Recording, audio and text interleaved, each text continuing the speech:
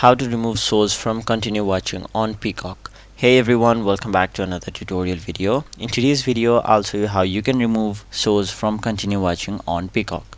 So in order to remove shows and movies, what you'll have to do is basically launch the Peacock TV on your computer browser. Simply go to peacocktv.com and then log into your account.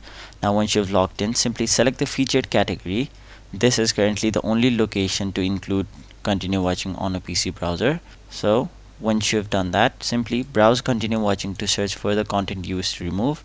As you can see, in the continue watching section there are a bunch of various shows and movies. So let's say you just want to remove this one. Now what you'll have to do is basically click on it and then open the movie or the show.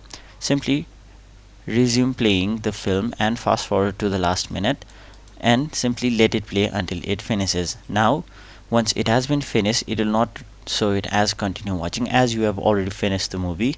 But remember one thing, absolutely don't let it launch the up next movie or it will again appear on your continue watching, as you will not have completed the movie which will appear next. So as soon as the movie finishes, simply close it, and once you've done that, you'll have basically removed a show or a movie from your continue watching on Peacock TV.